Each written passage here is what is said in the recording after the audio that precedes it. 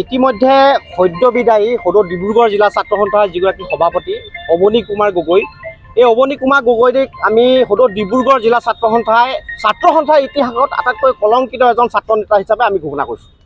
ছাত্ৰ সন্থা কৰি থকা সময়ত তেওঁ হিৰ ফুলাই বিজেপি চৰকাৰৰ বিৰুদ্ধে তেখেতে প্ৰতিবাদী কণ্ঠৰে সমগ্ৰ ডিব্ৰুগড় জিলাক কঁপাই তুলিছিল। কিন্তু সেই বিজেপি চৰকাৰ আজি তাৰিখত তেখেতে তেওঁৰ বিজেপি চৰকাৰৰ তলত তেওঁ থাকিবলগীয়া হৈছে। বিজেপি তেওঁ ভৰিত ধৰিবলগীয়া হৈছে। তাৰ এটা কাৰণ হৈছে যে BCPLৰ এটা আৱৰ্তিত ধন ডিব্ৰুগড় জিলা ছাত্ৰ সন্থাৰ মুখ্য কাৰ্যালয়ত এটা ডিজিটেল লাইব্ৰেৰী বনাবৰ কাৰণে BCPLে 10 লাখ টকা তাত প্ৰদান কৰিছিল। তাৰ প্ৰথম কিস্তি হিচাপে 5 লাখ টকা BCPLে আমাক আগবঢ়াইছিল। সেই গোটেই কামটোৰ লগত জড়িত আছিল অৱনী কুমাৰ গগৈ ডাঙৰীয়া। কিন্তু সেই আৱণ্টিত ধনৰ কাম প্ৰায় 10% কাম ইতিমধ্যে তেখেতে কৰিছে, কিন্তু বাকী যিবিলাক কাম আছে সেই কামবিলাক তেখেতে কৰা নাছিল। আমি ছাত্ৰ সন্থাই বাৰে বাৰে জিলা ছাত্ৰ নেতৃত্বৰ সভাপতিগৰাকীক আমি বাৰে বাৰে কৈছিলোঁ, কেন্দ্ৰীয় সমিতিয়ে কৈছে যে কামখিনি আপোনালোকে সোনকালে কৰক, কিন্তু তেখেতে কামখিনি কৰিব ইচ্ছা প্ৰকাশ কৰা নাছিল। সেই সময়তে সদৌ ডিব্ৰুগড় জিলা ছাত্ৰ সন্থাৰ উপদেষ্টা কেন্দ্ৰীয় সমিতিৰ সন্মানীয় সাধাৰণ সম্পাদক শংকৰজ্যোতি বৰুৱাই এই কথা আমাক অৱগত কৰিছিল যে যদি কাম কৰা নাই আমি কেন্দ্ৰীয় সমিতিৰ তৰফৰ পৰা এই গোটেই কামৰ খতিয়ান জানিবৰ কাৰণে এক তদন্ত কমিটি পঠিয়াম বুলি তেখেতে যেতিয়াই আমাৰ লগত অৱগত কৰিছিল, আমি অৱনী কুমাৰ গগৈক তেতিয়া ক'লোঁ যে তদন্ত আহিব, কিন্তু তদন্ত আহিলে তুমি নেবাচিবা, গতিকে তুমি যিমানখিনি কাম আছে সোনকালে তোমালোকে কৰা।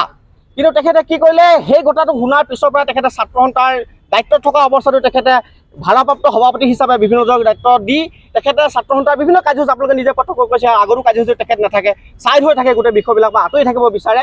গতিকে আঁতৰি থাকি তেখেতে মনে মনে জানিছে বিজেপি দলটো হৈছে অপৰাধী এটা দল, যোনে অপৰাধ কৰে সেই মানুহবিলাকে বিজেপিৰ ছত্ৰ ছাইডলৈ যায় বা তেওঁলোকৰ ভৰিত হিমন্ত বিশ্ব শৰ্মাৰ কাষলৈ আগবাঢ়ি যায়। গতিকে অপৰাধ কৰে এজন ব্যক্তি যাবই বিজেপিলৈ, গতিকে অপৰাধী ৰম্য ভূমিত পৰিণত হৈছে বিজেপি দলটো। গতিকে এই বিজেপি চৰকাৰখনে বা বিজেপি দলটোৱে এনেকুৱা এজন অপৰাধী তেওঁলোকে লৈছে, গতিকে বিজেপি দলটো অপৰাধী দল, গতিকে ইয়াত আমাৰ ক'বলগীয়া বিশেষ নাই। তাৰ লগে লগে নামৰূপতো তেখেতে কাৰ্যালয় এটা ভাঙি দিলে, যিটো ঐতিহাসিক এটা কাৰ্যালয়, তেখেতৰ পিতৃয়ে সেইটো কাৰ্যালয় বনাইছিল।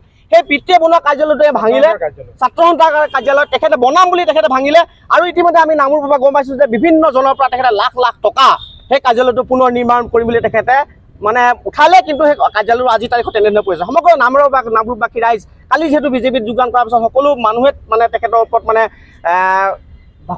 তেখেতক গালি পাৰিব ভাষাৰ অভাৱ হৈছে আজি তাৰিখত ক'বলৈ গ'লে। গতিকে আমি ছাত্ৰ সন্থাই আজি এই গোটেই দুটা কেলেংকাৰীৰ ওপৰত আমি ডিব্ৰুগড় সদৰ থানাত এখন এজাহাৰ দিছোঁ, যাতে উচিত তদন্ত হওক আৰু তেখেতে দোষী এইটো কথা স্পষ্ট কথা। আৰু ছাত্ৰ সন্থাৰ ইতিহাসত যাতে এনেকুৱা কলংকিত নেতা যাতে নাহে, আমি ভগৱানৰ ওচৰত তাকে প্ৰাৰ্থনা কৰিছোঁ।